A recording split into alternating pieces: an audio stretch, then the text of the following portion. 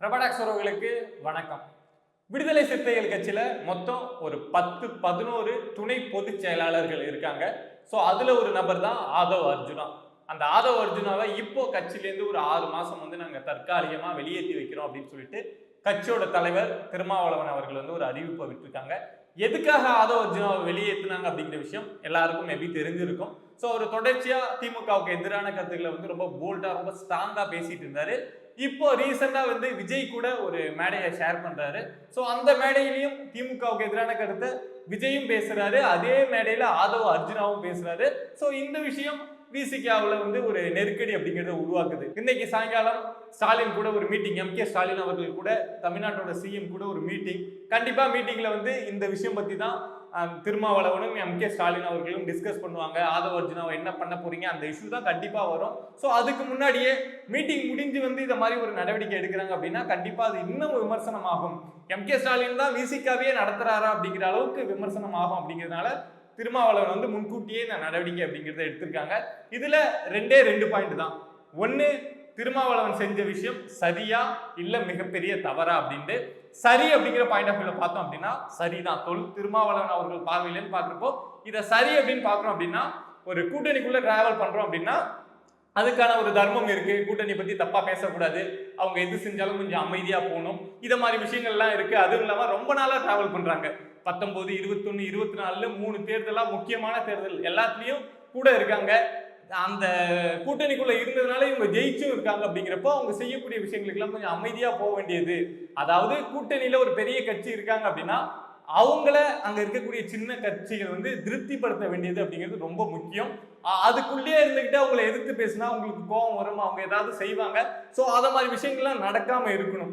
இதை மாதிரி ஆதவ் அர்ஜுனா மாதிரி யாராவது இன்னொருத்தவங்க பேச ஆரம்பிச்சாங்க அப்படின்னா கண்டிப்பா அந்த அலைன்ஸ்குள்ள ஒரு பிரச்சனை வந்துடும். ஸோ அது வராம தடுக்கணும் அப்படின்னா இதை மாதிரி ஏதாவது ஒரு நடவடிக்கை எடுத்தா மட்டும்தான் தடுக்க முடியும்.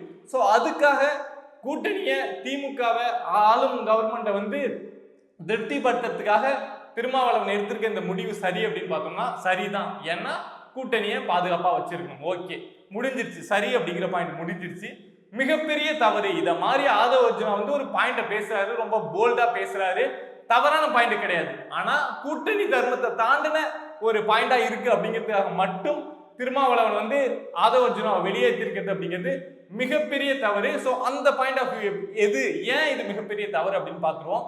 திருமாவளவன் திமுகவை திருப்திப்படுத்த தான் கட்சி தொடங்கினாரா, இல்ல மக்களை அவரை நம்பி இங்க ஒரு பெரிய கூட்டம் இருக்காங்கல்ல அந்த கூட்டத்தை திருப்திப்படுத்த கட்சி தொடங்கினாரா அப்படிங்கிற கேள்வியை நம்ம எடுத்து வச்சோம்னா போதும்.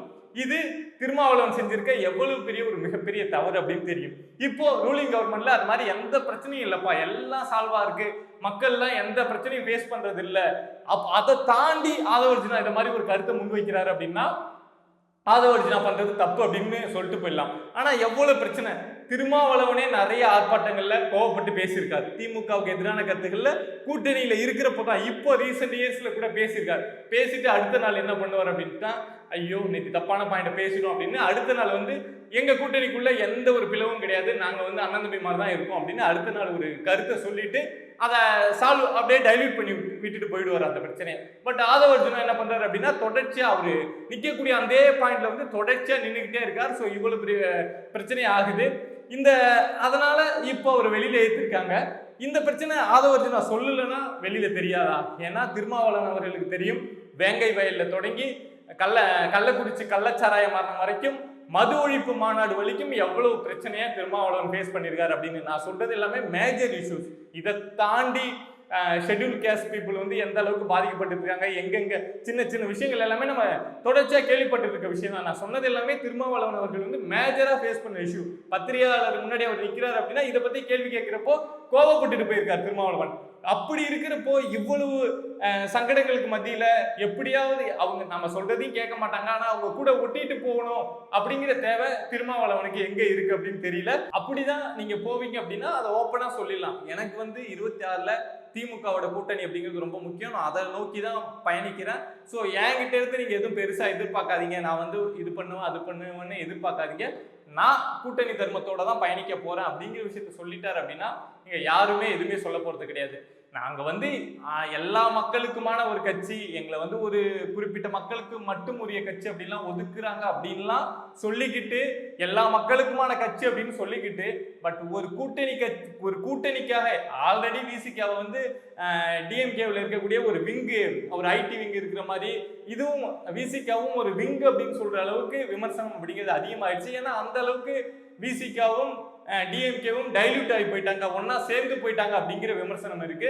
ஸோ இந்த சூழல்ல விசிகாவில் இருக்கக்கூடிய ஒரு நபர் சில விஷயங்களை போல்டா பேசியிருக்காரு அப்படிங்கிறதுனால, அதுவும் விஜய் இருக்கக்கூடிய மேடையில விஜயும் சேர்ந்து டிஎம்கேவை அடிக்கிறார், இவரும் சேர்ந்து அடிச்சுட்டார் அப்படிங்கிறதுனால அவரை வந்து இதை மாதிரி ஒரு 6 மாசம் தள்ளி வச்சிருக்கிறது அப்படிங்கிறது கண்டிப்பா இங்க வந்து விசிகாவுக்கு ஒரு பின்னடைவை கொடுக்குமா அப்படின்னா கண்டிப்பா கொடுக்கும். ஆனா இது அதே சமயத்துல இது வந்து ஆதவ அர்ஜுனாவுக்கு வந்து ஒரு பெரிய பின்னடைவா இருக்குமா அப்படின்னா வாய்ப்பே கிடையாது. அவர் வந்து கண்டிப்பா இப்போ வெளியில வரவர், ஒரு 6 மாசம் வெளியில வரவர் திரும்ப வந்து விசிகாவுக்குள்ள வருவாரா அப்படின்னா வாய்ப்பே கிடையாது. கண்டிப்பா வேற ஏதோ ஒரு முடிவு தான் எடுப்பார். ஸோ இதை மாதிரி விஷயங்கள் வந்து அவருக்கு வந்து ஒரு பெரிய பாப்புலாரிட்டி தான் தேடி தரும். ஏன்னா நினைச்சதை பேசுறாரு. இங்க எல்லா மக்களும் ஒரு கட்சி என்ன பண்ணணும்னு நினைப்பாங்க, ஒரு நபர், ஒரு அரசியல் தலைவர் என்ன பண்ணணும் அப்படின்னு நினைப்பாங்க.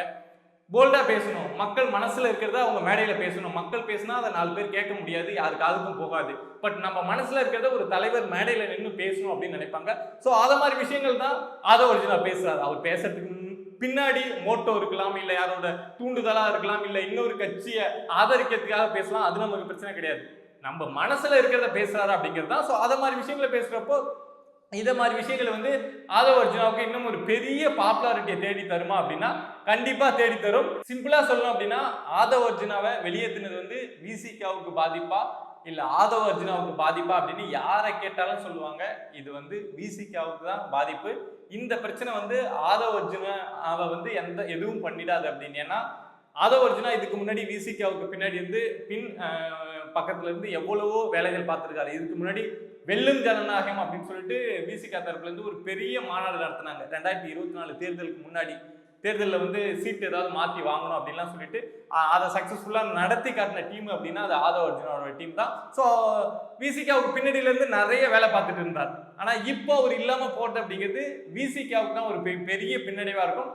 அதே மாதிரி விசிகா வந்து அவங்களுடைய நிலைப்பாட்டை வந்து நேரத்துக்கு ஏற்ற மாதிரி மாற்றிக்கிறாங்க, கட்சிக்கு ஏற்ற மாதிரி மாற்றிக்கிறாங்க. அப்படிங்கிறப்போ கண்டிப்பா அந்த நம்பிக்கை இருக்குல்ல, அந்த கட்சி மேல ஒரு நம்பிக்கை இருக்கிறது வந்து குறையும் இல்லை, அதுக்கான வாய்ப்பு அப்படிங்கிறது அதிகம். சரி, குறைஞ்சாலும் ஒரு ஆல்டர்னேட்டா யாரும் இல்லை, அதனால விசிகாவுக்கே ஓட்டு போடுவாங்க அப்படிங்கிற டைம் போயிட்டு இப்போ ஆல்டர்னேட்டா நான் இருக்கேன் அப்படின்னு சீமான் சொல்றார், ஆல்டர்னேட்டா நான் இருக்கேன் அப்படின்னு விஜய் சொல்றாரு. அப்படிங்கிறப்போ மக்கள் அடுத்தடுத்த முடிவுகளை எடுப்பாங்க. ஸோ இதை ஓவராலா இந்த பாலிடிக்ஸ் நடக்குது, எதுக்காக இந்த கேம் பிளே பண்றாங்க அப்படிங்கலாம் நம்ம பார்க்குறப்போ இவ்வளவு கேவலமான விஷயங்கள்லாம் செய்வாங்களா? அதாவது ஒரு கூட்டணிக்குள்ள டிராவல் பண்ணணும், ஒரு வெற்றி கூட்டணியில இருக்கும் அப்படிங்கிறதுக்காக, அதை காப்பாத்திக்கிறதுக்காக என்ன முடிவு வேணாலும் அரசியல் தலைவர்கள் எடுப்பாங்களா? எந்த அளவுக்கு வேணாலும் அந்த அட்ஜஸ்ட்மெண்ட் நடக்குமா அப்படின்னு நமக்கே பார்க்குறப்போ இவ்வளோதான் பாலிடிக்ஸ் போல அப்படின்னு தோணுது. ஸோ இந்த விஷயங்களை உங்க கூட ஷேர் பண்ணணும் அப்படின்னு நினைச்சேன். வீடியோ பிடிச்சிருந்தது அப்படின்னா சப்ஸ்கிரைப் பண்ணி சப்போர்ட் பண்ணுங்க. நன்றி.